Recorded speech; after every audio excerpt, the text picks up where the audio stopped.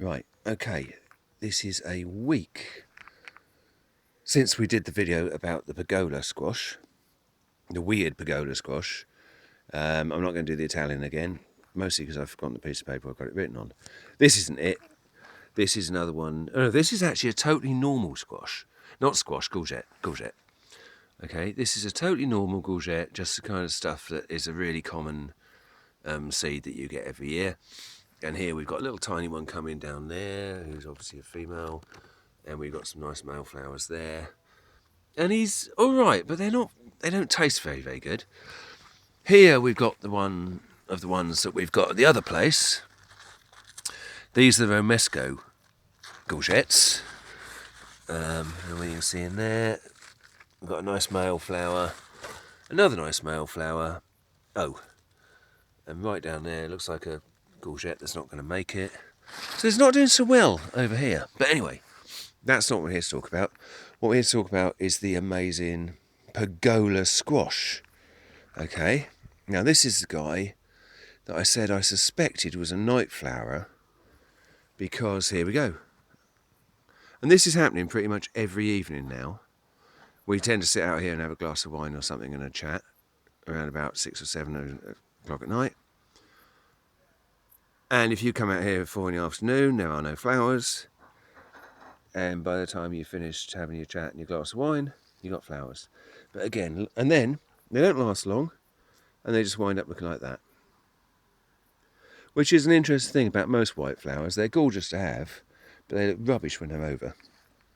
Anyway, if you remember, we looked at a little squash about that size a week ago. And I was concerned about him. I didn't think, or her, it had a flower. I wasn't sure it had been pollinated.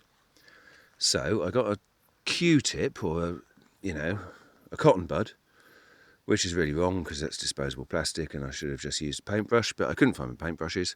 So I got a Q-tip and I wibbled the Q-tip right in the middle of the male flower, and then I wibbled the Q-tip right in the middle of the female flower. Okay? And you can see this one that I don't think is going to make anything. That's just the remains of its flower. Okay? So that was a week ago, and I think I showed that on that last film. And here it is now. It got so big, I had to find this old plastic lid to support it.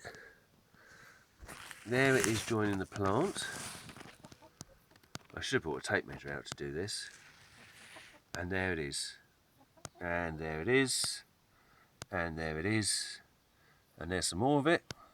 Then literally in a day, it's come off the end of its plank, its plastic lid, and there's the end of it. So let's get a long shot of that. Sorry if this is all kind of going upside down and backwards and forwards. There you go. Now I reckon that is 2.5 foot long. And it's put that on in a week.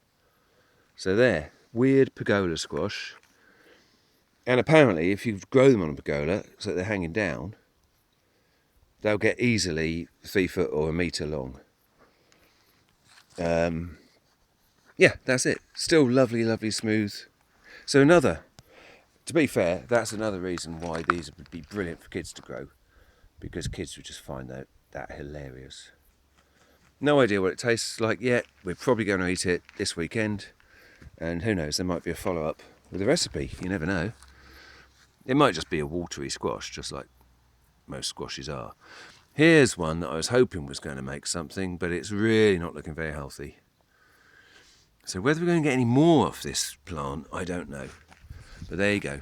Weird pergola squash, and that's what he'll turn into. And if anyone's wondering where I got the seeds for this weird thing, I found them on UK eBay. And they've germinated really well. There's nothing to complain about. So yeah, there you go. That's the end of that one. And yeah, watch another one soon. That'd be good. Bye.